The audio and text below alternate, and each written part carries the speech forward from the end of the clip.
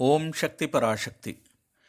इससे पहले हमने जाना कि इरुमुड़ी का अर्थ क्या है और इसे धारण करने की विधि क्या है।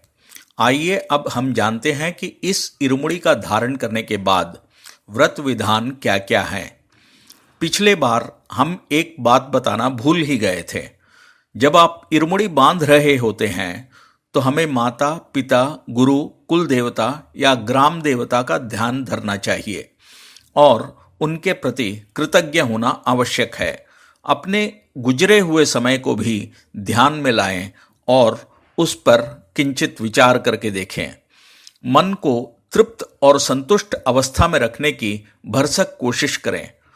अपने अंदर ऐसी भावना लाएं कि एक तो जग का कल्याण हो, सभी सुखी हों और इसके साथ ही आपकी जो भी आवश्यकता होगी वह स्वतः अवश्य ही पूरी होगी।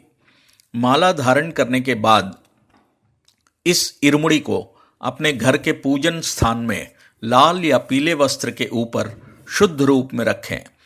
3 या 5 दिन का व्रत रख सकते हैं।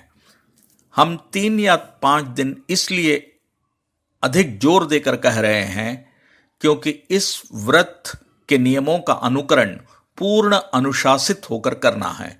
इसलिए 3 या 5 ही दिन काफ़ी है। 3 समय भोजन करने के बदले 2 समय का ही भोजन करें। यथाशक्ति गरीबों को और असमर्थ लोगों को अन्नदान करें। धूम्रपान, तंबाकू सेवन या दूसरे किसी भी व्यसन का उपयोग इन दिनों पूर्णतया वर्जित है। ब्रह्मचर्य का पूर्ण रूप से पालन करें।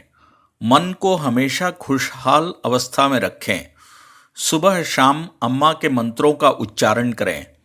जिनको अम्मा के मंत्रों का पता नहीं है वो ओम शक्ति पराशक्ति के बीज मंत्र का जाप कर सकते हैं। इसके अलावा मूल मंत्र का भी आप जाप कर सकते हैं जो आपको माला पहनाते समय बता दिया जाएगा।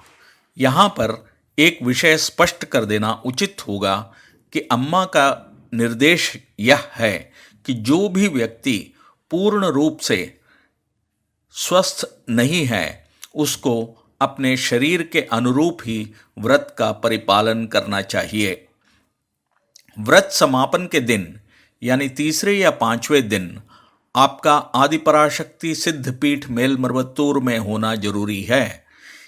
यहाँ आकर उस दिन पंक्तिबद्ध होकर मंदिर के गर्भगृह तक ओम शक्ति पराशक्ति का उच्चारण करते हुए प्रस्थान करते हैं। कितना समय लगेगा और कितना चलना पड़ेगा यह उस दिन की भीड़ पर निर्भर है। प्रतिदिन करीब 10 से 50 हजार के करीब भक्त इरुमुड़ी व्रत समर्पण और समापन के लिए आते हैं।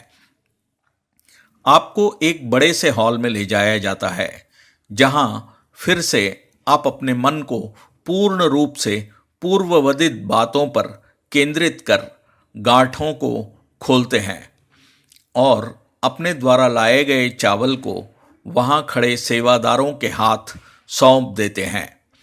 यह चावल अन्नदान के लिए भेज दिया जाता है। वहां आपको कच्चे चावल और मिश्री का प्रसाद दिया जाता है। इसे लेकर आप आगे चलते हैं। निर्देशित स्थान में आकर माला खोलकर अपने हाथ में लेकर उसके साथ अभिषेक करते हैं जो सीधे स्वयंभू पर जाकर गिरते हुए आप स्वयं देख सकते हैं। साथ ही साथ माता आदिपराशक्ति के भी दर्शन का सौभाग्य प्राप्त होता है। इसके पूर्ण होते ही तुरंत माला को वापस पहन लेना है। मंदिर के अन्नदान प्रांगण में भोजन प्रसाद के रूप में दिया जाता है। यह भोजन केले के पत्ते पर दाल सब्जी खीर आदि के साथ परोसा जाता है जो स्वादिष्ट और भरपेट होता है। इस मंदिर में अन्नदान का अपना खास महत्व होता है।